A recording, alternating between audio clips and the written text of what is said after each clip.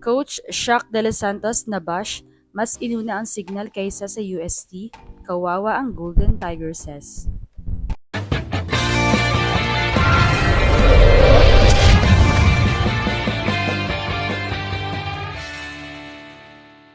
What's up, Volleyball Nation? Welcome back to my YouTube channel. Narito ako para magbigay sa inyo ng updates tungkol sa mundo ng volleyball.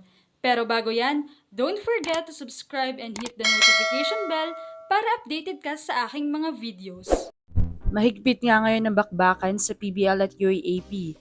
Sa PBL ay mainit ang sagupaan ng 4 teams na tumitinding semifinals action. Habang sa UAAP naman ay matindi rin ang labanan para sa nalalapit na semis kung saan paunahan nang makompleto ang Final Four. Samantala bilang pasok na ang dalawang team na hawak ni Coach Shaq sa mga crucial na game, ang Signal Super Spikers at UST ay hindi maiwasan na magkaroon ng sabay na schedule. Kaya naman kailangan may mas unahin siya.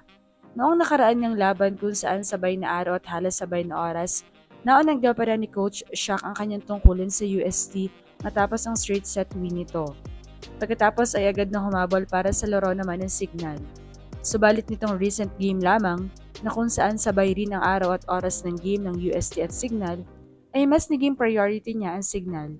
Subalit katakataka, dahil lang maunang matapos ang Signal, ay hindi man lamang humabol si Coach Shaq sa laban ng UST kontra Adamson na sobrang crucial ng game na ito for Golden Tigerses dahil maaring isa ito sa magdikta kung makakapasok o malalaglag sila sa Final Four.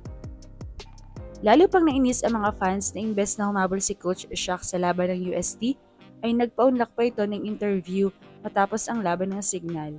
Kaya naman, umani ito ng maraming komento. Akala ko ba sabi niya mas priority niya ang UST noong bago mag-first game? Anyari? Inuna mo pa ang magpa-interview? Grabe, kung fu would never. Need ng UST ng coach na nakatutok pang UAAP talaga tulad ni Coach Ramil De Jesus. Makabash naman tong mga to kay Coach Shaq. Bakit lumalamang naman ang UST sa first and third set Pero anong nangyari? Just like their DLSG game, ayun nahahabol at natatalo sila kahit andun pa si Coach Shaq. Ibig sabihin nasa players talaga ang problema, wag kayong dyan. Mas malayo kasi ang venue and magkasunod lang ang time kaya hindi talaga siya makakahabol. Yung UST game before 4 start nun, kaya nakahabol siya sa Signal kasi 6 pa ang laro. Semis na PBL team niya, more important than Elim's game ng UST to be fair. Ibang story sana to kung nandun si Coach Shaq. May mga decisions sana na nakapag-change nga ng story, pero wala, mas priority daw ang PBL, so yeah, blame it to the Shaq. Coach Kung Fu never ginawa yan sa girls. I think even Coach Tina will never choose a carry over FEU, lalo na't crucial ang game. So yeah, palitan ang dapat palitan. Pinalubog lang under your system ang UST. Maaga atang magbabakasyon ang Plema girls.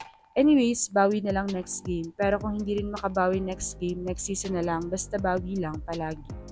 Louder. Hindi ko talaga nagustuhan na iniwan lang ni Coach Shaq sa ere ang UST. Knowing na crucial ang game na yon. Palit coach uli, sana dahil hindi deserve ng Golden Tigerses ang isang coach na hindi tutok sa kanila at hindi sila ang priority. Nakulangan ako sa sense of urgency ng coaching staff, yung timing ng subs and call for action correction.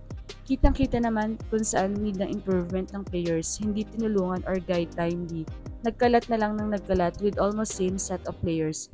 Sila lang ba ang nag-practice? Anong masasabi niyo rito? Leave a comment below. Thank you for watching and don't forget to subscribe.